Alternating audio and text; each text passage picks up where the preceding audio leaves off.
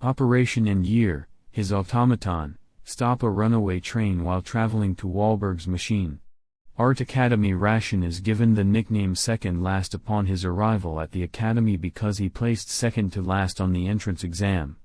Raishin is determined to compete in the festival, an automaton fighting tournament in which only the top 100 students are permitted to compete and earn the title of Wiseman. Despite his grades, Raishin meets Charlotte and challenges her and her automaton, Sigmund, to a battle that is interrupted by the arrival of other students. Raishin and Yaya easily defeat the other students, and when Raishin sees that Sigmund is severely injured, he withdraws from his fight with Charlotte. The following day, Raishin explains to Charlotte that he desires the Wiseman title in order to obtain the forbidden techniques and use them for retribution.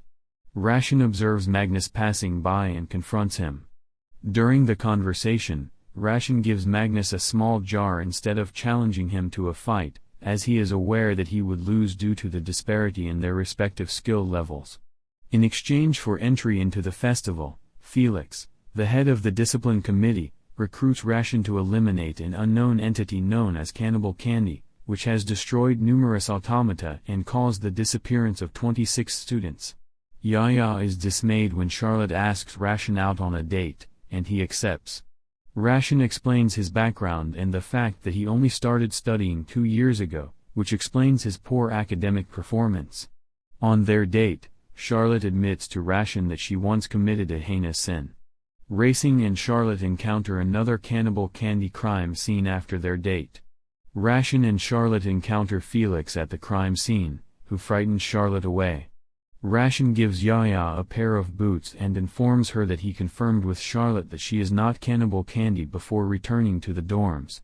While Set calls Raishin and informs him that Charlotte is missing from her dormitory, Shoko visits the dormitories alongside Aurora and Kamarasaki. She explains to Raishin that automatons are not human. In recalling when they first met, Yvette takes Raishin to a laboratory for automatons.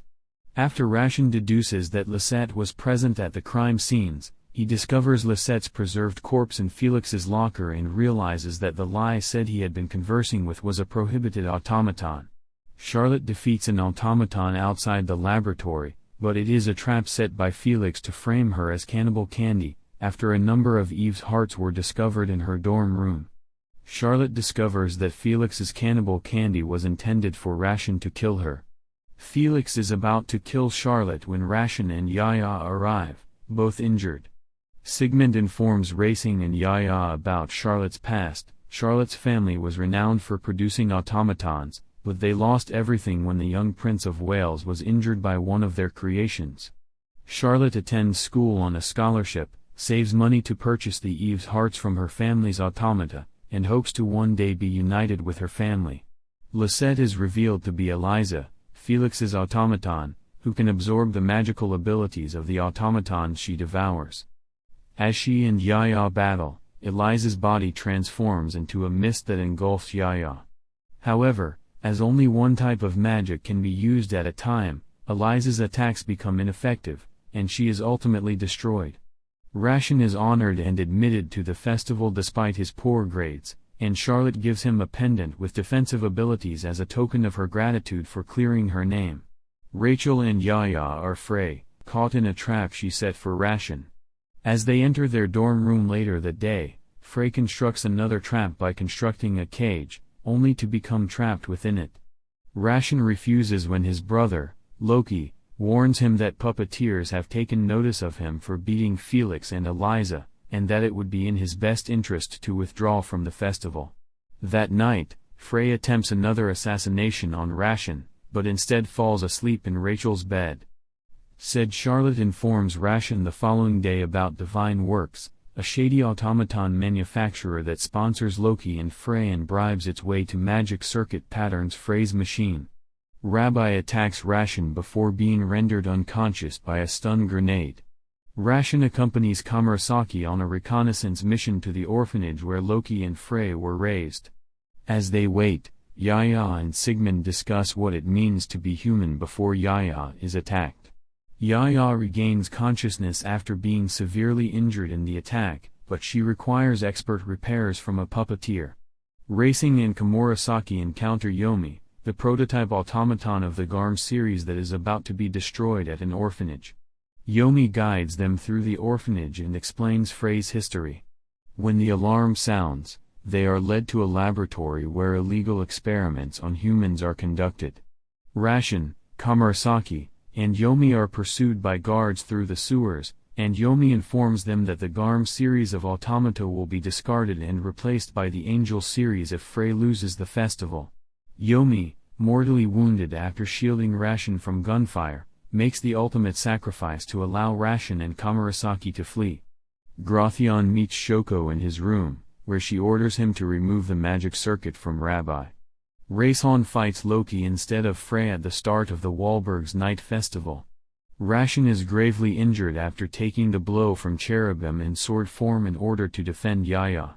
Loki, realizing that Yaya would respond aggressively to Raishin's unconsciousness, walks away and decides not to take his glove. Bronson ridicules Loki for lowering his rank from 7 to 99 to keep Frey out of the fight. Raishin awakens in the hospital because the attack missed his vital organs. Outside the hospital, Loki and Frey engage in combat. Rabbi loses his mind and begins to drain Frey's blood and absorb his magical power. Just as Rabbi is about to harm Loki, Raishin intervenes, and together they stop Rabbi. Rachel discovers that Frey is a synthetic white medium, a child with high levels of magic due to the implantation of an artificial magical circuit in her heart. Raishin and Yaya return to the orphanage only to discover that the GARM automata have been destroyed. Loki arrives on the scene after their ambush. Frey and Charlotte are brought by Kimberly to the orphanage to observe the fight. Raishin and Loki engage in combat with Bronson's automaton, Lucifer, the most advanced model of the Angel automata, who obliterates Yaya and Cherubim. Bronson explains that he brought Frey and Loki from America to be his experimental subjects for the advancement of humanity.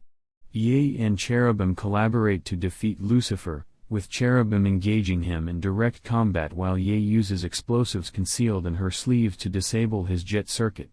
Bronson is about to shoot the injured Raishin and Loki, who have both collapsed when Kimberly brings the Crusaders in to arrest Bronson for child experimentation.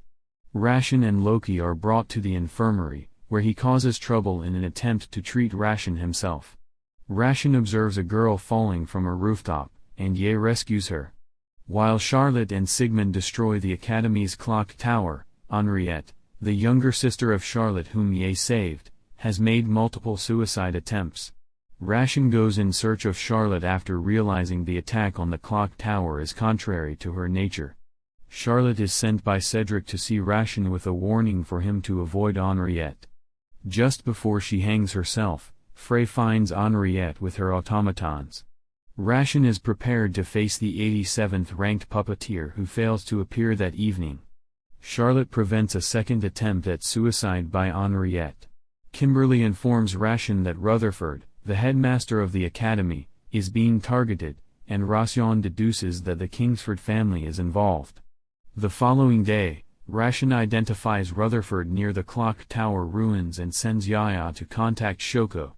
He observes Henriette approaching the ruins, and when Sigmund unleashes a luster cannon attack, the ground beneath Raishin and Henriette collapses, causing them to fall. Kimberly prevents Roventure and warns her that she is being observed. Charlotte is escorted by Shin back to Cedric, who lashes out at her for her indirect assassination attempt. Grathyon and Henriette navigate the subterranean environment and, while resting, find common ground despite being considered inferior siblings. Later, they meet Magnus, one of his automata that resembles Nichiko and Rutherford. Shin attacks Raishin, but the automaton of Magnus interferes and forces Shin to retreat. Raishin reunites with Yaya upon reaching the surface. Back in the dormitory, Raishin informs her that his deceased parents had arranged his marriage. Raishin devises a scheme to lure out the conspirators by kidnapping Henriette. After his opponent for the festival fails to appear for the third consecutive evening, Shin is ordered by Cedric to retrieve Henriette and murder Raishin. While Cedric tortures Charlotte to satisfy Felix, Shin engages Raishin in combat as he approaches him. Shin injures Raishin but flees in response to the sudden appearance of Loki and Frey. Back at the infirmary, Henriette explains to Raishin that she is to blame for allowing the automaton that attacked the Prince of Wales to go rogue and that she attempted suicide so that Charlotte would not be burdened by her existence. In the meantime, Sigmund begs Charlotte to stop the assassination, and Raishin informs her that murdering Rutherford will make it impossible for her family's status to be restored. Sigmund and Yaya are unable to see things from Raishin's perspective, so they fight. Raishin dislodges Charlotte from Sigmund and persuades her to halt the assassination. Shin appears and refers to himself as a divine being known as a machine doll because he can function without a puppeteer providing magic. Shoko recalls when she granted Raishin a second chance at life on the condition that he killed Tenzin, or she would use his body parts to construct an automaton. Charlotte tells Frey the truth about her situation before Raishin fights Shin to prevent Raishin from putting himself in danger during the conflict. Raishin convinces Shin to attack from behind, where Yaya is waiting. She slams Shin into a brick wall and repeatedly punches him to render him immobile. Sigmund responds with a shot from his luster cannon. Shin deflects the attack, thereby confirming the presence of his puppeteer, as he could not have deflected the attack without his puppeteer replenishing his magic. Frey locates Cedric and Yaya activates her ability Final Stronghold to defeat Shin. Cedric and Shin retreat, and Cedric reveals herself to be Alice Bernstein, the 87th ranked puppeteer. Kimberly, who has observed the battle from a distance, warns Magnus that his Tenzin Akabane is being closely monitored and that creating human life is the greatest taboo in magic. The following day, Raishin recovers in the infirmary, and the girls cause a commotion over his presumed preference for women with large breasts, which greatly upsets Charlotte. Raishin is informed by Kimberly that the confiscated and frozen Baloo family fortune will be used to rebuild the clock tower and that Henriette's enrollment has been voided, but she will remain at the academy as Cruel's lab assistant. Yaya expresses concern about having to face her friends after everyone else has left, but Raishin maintains his optimism, which Yaya interprets as a declaration of love. Watch this next video.